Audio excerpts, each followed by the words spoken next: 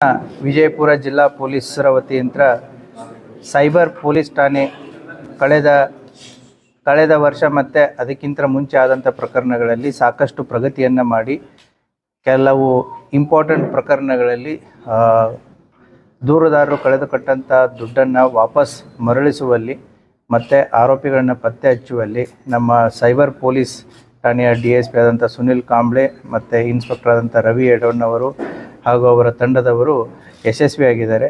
ಇದರಲ್ಲಿ ಕೆಲವೊಂದಿಷ್ಟು ಅಪರಾಧಗಳನ್ನು ಸೆಲೆಕ್ಟ್ ಮಾಡಿದ್ದೀವಿ. ಇವತ್ತಿನ ಪ್ರೆಸ್ ಮೀಟ್ನ ಉದ್ದೇಶ ಏನು ಅಂತಂತಂದರೆ, ಜನ ಯಾವ್ಯಾವ ರೀತಿ ಮೋಸ ಹೋಗ್ತಾರೆ, ಯಾವ ರೀತಿ ದುಡ್ಡನ್ನು ಕಳ್ಕೋತಾರೆ. ಸೊ ಇನ್ವೆಸ್ಟಿಗೇಷನ್ದಲ್ಲಿಯೂ ಕೂಡ ಪೊಲೀಸರು ಮಾಡಿದಂಥ ಪ್ರಗತಿ, ಇದರಿಂದ ಜನರಿಗೆ ಒಂದು ಸೈಬರ್ ಅಪರಾಧಗಳ ಬಗ್ಗೆ ಒಂದು ಅವೇರ್ನೆಸ್ಸು ಆಗಲಿ ಮತ್ತು ಈ ರೀತಿಯಾದಂಥ ಮೋಸಗಳಿಗೆ ಅವರು ಬಲಿ ಆಗಬಾರ್ದು ಅನ್ನೋಂಥದ್ದು ಒಂದು ಉದ್ದೇಶದಿಂದ ಇವತ್ತು ನಾವು ಈ ಪ್ರೆಸ್ ಮೀಟನ್ನು ಮಾಡ್ತಾಯಿದ್ದೀವಿ. ಮೊದಲನೇ ಪ್ರಕರಣ 34/2024 ಕ್ರೈಮ್ ನಂಬರು. ಅದರಲ್ಲಿ ವಿಜಯಪುರ ನಗರದ ವ್ಯಾಪಾರಿ ಒಬ್ಬರು ದ ಆಪ್ಟಾ ಟ್ರೇಡಿಂಗ್ ಆ್ಯಪ್ ಅಂತಂತ ಹೇಳಿ ಟ್ರೇಡಿಂಗ್ ಅಪ್ಲಿಕೇಶನ್ನು, ಈಗ ಆನ್ಲೈನ್ ಟ್ರೇಡಿಂಗ್ ಅಪ್ಲಿಕೇಶನ್ಸು ಅಂತಂತೇಳಿ ಸಾಕಷ್ಟು ಲಿಂಕ್ಸ್ಗಳು ಬರ್ತಾ ಇರ್ತವೆ. ಫೇಸ್ಬುಕ್ಕು, ಟ್ವಿಟರು, ಎಕ್ಸು ಮತ್ತು ಅದೇ ರೀತಿ ಸೋಷಿಯಲ್ ಮೀಡಿಯಾಗಳಲ್ಲಿ ನಿಮ್ಮ ಮೊಬೈಲ್ಗಳಿಗೂ ಕೂಡ ಸಾಕಷ್ಟು ಲಿಂಕ್ಗಳು ಬರ್ತಾ ಇರ್ತವೆ. ಜನ ಏನು ಮಾಡ್ತಾರೆ, ಎಲ್ಲವೂ ಕೂಡ ಇನ್ವೆಸ್ಟ್ಮೆಂಟ್ ಆಪ್ಷನ್ನು ಅನ್ನೋ ರೀತಿಯಲ್ಲಿ ಅದನ್ನು ಕ್ಲಿಕ್ ಮಾಡಿಬಿಟ್ಟು ಅದರಲ್ಲಿ ದುಡ್ಡನ್ನು ಇನ್ವೆಸ್ಟ್ಮೆಂಟ್ ಮಾಡೋಕ್ಕೆ ಹೋಗ್ತಾರೆ. ಅವರು ಸಾಕಷ್ಟು ರೀತಿಯಲ್ಲಿ ಹೆಚ್ಚಿನ ಲಾಭಾಂಶದ ಆಸೆಯನ್ನು ಕೊಡ್ತಾರೆ. ಈ ಪ್ರಕರಣದಲ್ಲಿ 4% ನಾವು ಪ್ರಾಫಿಟನ್ನು ಕೊಡ್ತೀವಿ.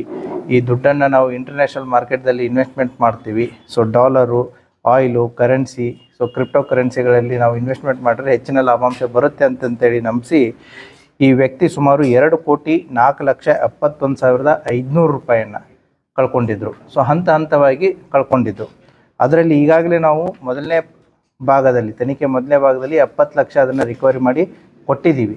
ಈಗ ಎರಡನೇ ಭಾಗದಲ್ಲಿ ಅವರಿಗೆ ಸುಮಾರು 65,64,000 ಮತ್ತೆ ರಿಕವರಿ ಮಾಡಿ ಅವರಿಗೆ ಮರಳಿಸ್ತಾ ಇದ್ದೀವಿ. ಸೊ ಈ ಪ್ರಕರಣದಲ್ಲಿ ಒಟ್ಟು 1,35,64,000 ರೂಪಾಯಿಗಳನ್ನು ನಮ್ಮ ಸೈಬರ್ ಪೊಲೀಸ್ನವರು ರಿಕವರಿ ಮಾಡಿದ್ದಾರೆ.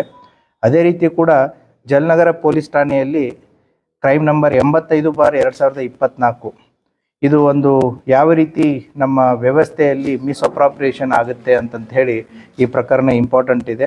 ಇದರಲ್ಲಿ ಏನಾಗಿತ್ತು ಅಂತಂದರೆ, ಅಂಬೇಡ್ಕರ್ ಅಭಿವೃದ್ಧಿ ನಿಗಮದಿಂದ ಈ ಏನು SC/ST ಜನರಿಗೆ ಈ ಲ್ಯಾಂಡನ್ನು ಖರೀದಿ ಮಾಡೋದಕ್ಕೆ ಸರ್ಕಾರದ ಒಂದು ಯೋಜನೆ ಇತ್ತು.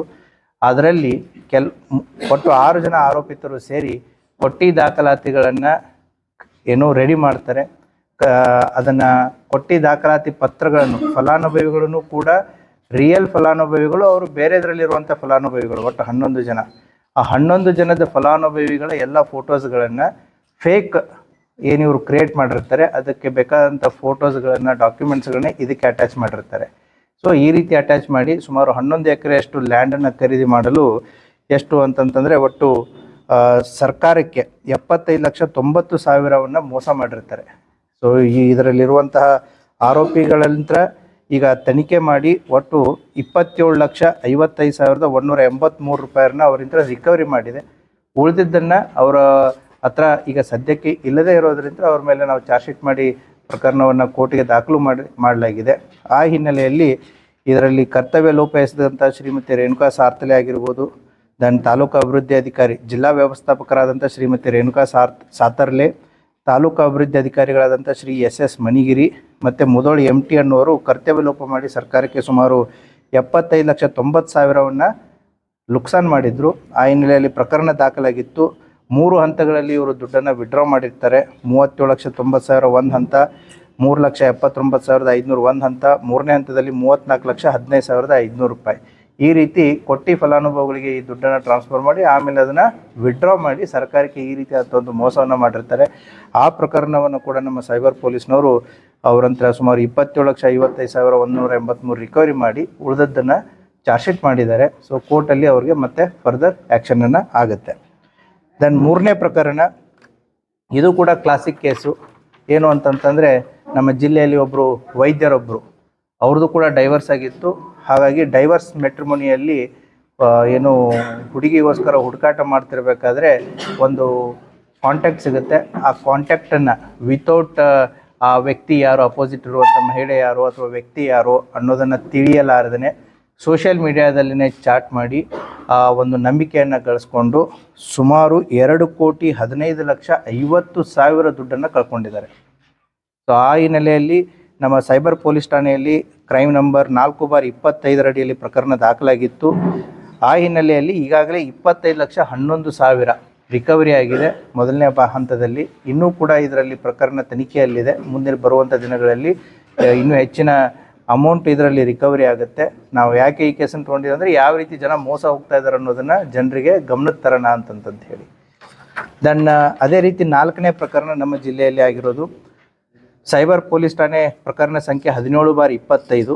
ಇದರಲ್ಲಿ ವಿಜಯಪುರ ಜಿಲ್ಲೆಯ ವ್ಯಾಪಾರಿಯೊಬ್ಬರು ಏನು ಅಂತಂತಂದರೆ, ಇವರು ಮೊನ್ನೆ ನಡೆದಂಥ ಕುಂಭಮೇಳಕ್ಕೆ ಹೋಗಬೇಕು ಅಂತಂತ ಹೇಳಿ ಪ್ರಯಾಗ್ರಾಜ್ದಿಂದ ಕುಂಭಮೇಳಕ್ಕೆ ಹೆಲಿಕಾಪ್ಟರ್ ರೇಡು ಬುಕ್ ಮಾಡಿರ್ತಾರೆ.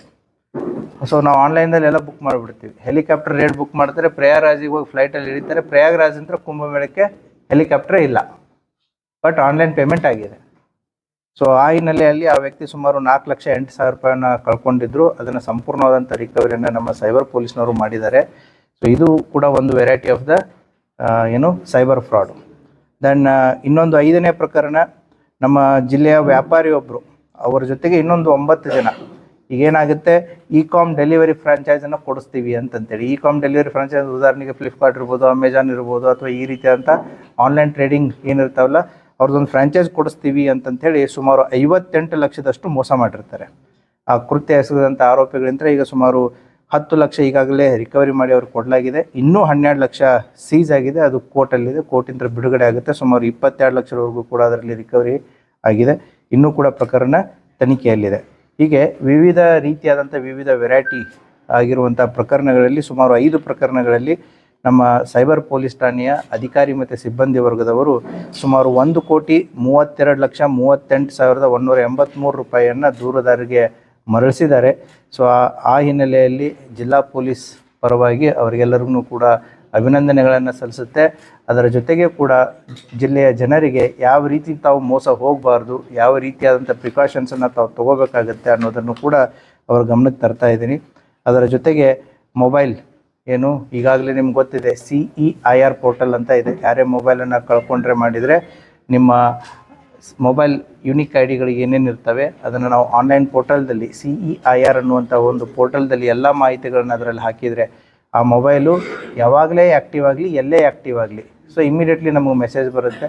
ಸೊ ಇಂಥ ಒಂದು ಲಾಭ ಏನು ಅಂತಂತಂದರೆ ಕಳೆದುಕೊಂಡು ಹೋದಂಥ ಮೊಬೈಲ್ ಸಿಗುವಂಥ ಸಾಧ್ಯತೆಗಳು ಜಾಸ್ತಿ ಇರುತ್ತೆ. ಯಾಕಂತಂದರೆ ಅದು ಮೊಬೈಲ್ ಅದು ಸೆಕೆಂಡ್ ಹ್ಯಾಂಡ್ ಆಗಾದರೂ ಮಾರಿರಲಿ ಅಥವಾ ಬೇರೆಯವ್ರಿಗೆ ಯಾರಿಗಾದ್ರೂ ಸಿಕ್ಕಿರಲಿ, so whenever after 1 year 2 year 6 months ಯಾವಾಗಾದರೂ ಕೂಡ ಅದು ಆ್ಯಕ್ಟಿವ್ ಆಯಿತು ಅಂದರೆ ಮಾಹಿತಿ ಬರುತ್ತೆ. ತೊಗೊಂಡವ್ನು ಕಳ್ಳನೇ ಇರಬೇಕಂತಿರಲ್ಲ, ತೊಗೊಂಡೋಗಿ ಬೇರೆಯವ್ರಿಗೆ ಸೆಕೆಂಡ್ ಪಾರ್ಟಿಗೆ ಮಾರಿರ್ತಾರೆ, ಥರ್ಡ್ ಪಾರ್ಟಿಗೆ ಮಾರಿರ್ತಾರೆ, ಫೋರ್ತ್ ಪಾರ್ಟಿಗೆ ಮಾರಿರ್ತಾರೆ. ಅವ್ರು ಇನ್ನೋಸೆಂಟ್ ಇರ್ತಾರೆ. ಅವ್ರಿಗೆ ಇದು ಯಾವಾಗ ಇದು ಕಳ್ಳತನ ಆಗಿರೋ ಅಥವಾ ಇದು ಮಿಸ್ ಆಗಿರೋದು ಅಥವಾ ರಾಬ್ರಿ ಆಗಿರುವಂಥ ಮೊಬೈಲ್ ಫೋನ್ ಅಂತ ಅವ್ರಿಗೆ ಗೊತ್ತಾಗುತ್ತೆ, ಅವರು ಅದನ್ನು ವಾಪಸ್ ಕೊಡ್ತಾರೆ. ಸೊ ಇದು ಒಂದು ರೀತಿ ಜನಸ್ನೇಹಿ ಪೊಲೀಸ್ದ ಒಂದು ಭಾಗನೇ CEIR ಪೋರ್ಟಲ್ ಅನ್ನೋದು. ಸೊ ಆ ಹಿನ್ನೆಲೆಯಲ್ಲಿ ಸೈಬರ್ ಪೊಲೀಸ್ ಠಾಣೆಯಲ್ಲಿ ಸುಮಾರು 10 ಮೊಬೈಲ್ಗಳನ್ನು ರಿಕವರಿ ಮಾಡಿ ಅವರ ವಾರಸುದಾರಿಗೂ ಕೂಡ ಕೊಡುತ್ತಾ ಇದ್ದಾರೆ. ಹೀಗಾಗಿ ಒಟ್ಟು 2,40,40,000 ರೂಪಾಯಿ ಮೊಬೈಲ್ ಆಗಿರ್ಬೋದು, ಮತ್ತು ಈ 5 ಪ್ರಕರಣಗಳಲ್ಲಿ ವಸೂಲಿ ಮಾಡಿದಂಥ ಸುಮಾರು 1,32,38,183 ರೂಪಾಯಿಯನ್ನು ಇವತ್ತು ನಾವು ಅವ್ರ ವಾರಸುದಾರಿಗೆ ವಾಪಸ್ ಮರಳಿಸ್ತಾ ಇದ್ದೀವಿ. ಆ ಹಿನ್ನೆಲೆಯಲ್ಲಿ ಈ ಪ್ರೆಸ್ ಮೀಟನ್ನು ಕರೆದಿತ್ತು. ಸೊ ಬಂದಂಥ ತಮಗೆಲ್ಲರಿಗೂ ಧನ್ಯವಾದಗಳು. ಹೌದು, ಸೊ ಸರ್ಕಾರದ ಒಂದು ಯೋಜನೆ ಇದು.